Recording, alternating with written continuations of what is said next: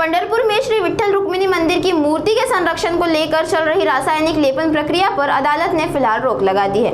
पंढरपुर जिला एवं सत्र न्यायालय ने अगली सुनवाई तक लेपन कार्य का स्थगन आदेश जारी किया है। महाराष्ट्र मंदिर महासंघ की याचिका के बाद मामला सामने आया। याचिका में कहा गया कि वारकरी परंपरा के अनुसार विट्ठल रुक्मिणी मूर्ति को केवल एक प्रतिमा नहीं बल्कि प्राण प्रतिष्ठान माना जाता है। ऐसे में उस पर किसी भी प्रकार का रासायनिक लेप किए जाने को लेकर धार्मिक भावनाओं से जुड़ी आपत्ति जताई गई। इसी आधार पर अदालत ने याचिका दायर की गई और सुनवाई के बाद कोर्ट ने फिलहाल प्रक्रिया रोकने का आदेश दिया है। वकीलों ने सुनवाई के दौरान उज्जैन महाकालेश्वर मंदिर से जुड़े एक सुप्रीम कोर्ट के फैसले का भी हवाला दिया।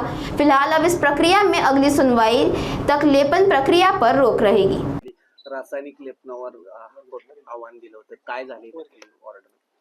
विठ्ठल रुक्मिणी मंदिर समितीनं विठोबाचे आतापर्यंत 4 वेळा रासायनिक लेप केले आणि ते काही व्यवस्थित झाले नाहीत म्हणून पुन्हा 23 आणि 24 तारखेला रासायनिक लेपाची प्रक्रिया सुरू करायचं ठरवलं होतं।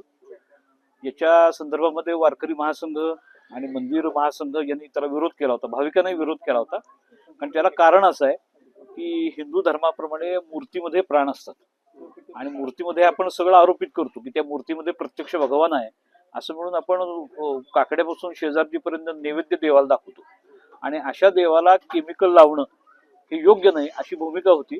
आणि मंदिर समिती ऐकत नसल्यामुळं देवाणी कोर्टामध्ये मंदिर महासंघाच्या वतीनं गणेश लंके आणि बाळासाहेब डिंगरे यांनी इंजंक्शन सूट म्हणजे ताकीदीचा दावा दाखल केला होता आणि त्याच्यामध्ये तुर्तातुर्त ताकीद अर्ज होता, त्याची सुनावणी झाली आणि त्याच्यामध्ये वादींच्या वतीनं नामदार सुप्रीम कोर्टाचा एक निर्णय की महाकालेश्वर ज्योतिर्लिंग आहे त्याचं जे प्रकरण ते सुप्रीम कोर्टापर्यंत गेलं होतं आणि त्याच्यामध्ये सुप्रीम कोर्टात निर्देश दिला होता भाविकांच्या भावना लक्षात घेऊन मूर्तीला किंवा शिवलिंगाला कोणत्याही प्रकारचं केमिकल लावू नये।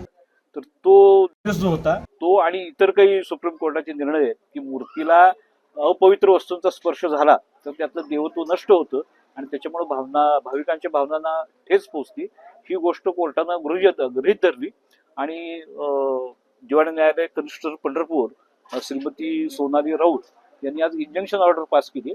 म्हणजे पुढील हुकूम होईपर्यंत मंदिर समितीनं कोणत्याही तऱ्हेचा केमिकल लेप या मूर्तीवर करायचं नाही असा आदेश दिलेला आहे। मंदिर महासंघ किंवा वादी एवढ्यावर थांबले नाहीये, त्यांचं असं म्हणणं आहे की शास्त्रामध्ये वज्रलेपाची प्रक्रिया सांगितलेली आहे तर त्या पद्धतीने नैसर्गिक वज्रलेप करावा।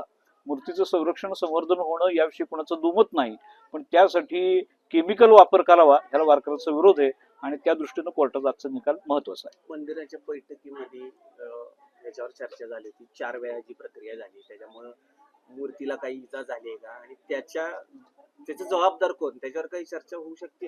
100% याच्यावर चर्चा व्हायला पाहिजे। कारण सुप्रीम कोर्ट 2020 साली सांगतंय की भाविकांच्या भावनांचा प्रश्न आहे, इथं शास्त्राचा विचार झाला पाहिजे की मूर्ती म्हणजे काही एखादी ऐतिहासिक वस्तू नाही की एखादी ऐतिहासिक वस्तू आहे, एखादा पुतळा आहे, तुम्ही ती करेक्ट करायला गेला त्याला लेप लावली ते ठीक आहे। इथं हजारो नाही लाखो वारकऱ्यांचं श्रद्धास्थान आहे आणि त्याच्यामध्ये प्रत्यक्ष भगवंताचा निवास आहे अशी सगळ्यांची श्रद्धा आहे। त्या मूर्तीला केमिकल लावायच्या आधी तुम्ही 10 वेळा विचार करायला पाहिजे की योग्य आहे योग्य नाही हे सगळं वारकरी मंडळी पुढे मांडायला पाहिजे। हा कोणताच भाग होत नव्हता म्हणून न्यायालयात येणं भाग पडलं। 20 वर्ष झालं वारकरी संप्रदायातील भाविकाची आज हा न्यायालयाचा निर्णय एक ऐतिहासिक निर्णय आपण स्वतः तिथं युक्तिवाद केलेला आहे, काय विशेष प्रतिक्रिया? विशेष प्रतिक्रिया म्हणजे ह्याच्या आधी जे लेप झाले ते वारकरी मंडळींना किंवा महाराज लोकांना विश्वासात न घेता परस्पर झाले होते। यावेळेला संधी मिळाली आणि कोर्टापुढे बाजू मांडता आली, त्याच्यामुळं वारकऱ्यांची बाजू ऐकून घेतली गेली। शंकराचार्यांनी आणि पेजावर स्वामींनी सांगितलं होतं की रासायनिक लेप करू नका, पारंपरिक जो आयुर्वेदाचा आहे त्याच्यावर विचार होणं अगदी बरोबर। न्यायालयानं सुद्धा करूर पीठाच्या शंकराचार्यांचं जे पत्र होतं ते न्यायालयात हजर केलं होतं, त्याचंही दखल कोर्टानं घेतलेली आहे की धर्माचार्य सुद्धा सांगतात की मूर्तीच्या बाबतीमध्ये रासायन लावू नका।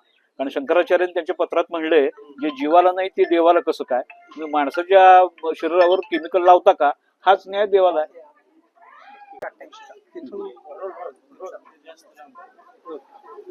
जय श्रीराम। आज माननीय न्यायालयाने तमाम विठ्ठल भक्तांना एक आनंद देणारा, आनंददायक आणि दिलासादायक निर्णय दिलेला आहे की पुढील निर्णय होईपर्यंत विठ्ठल मूर्तीला रासायनिक लेपाचे आवश्यकता नाही व ते घासण्यात रासायनिक लेप लावण्यास प्रतिबंध केलेला आहे।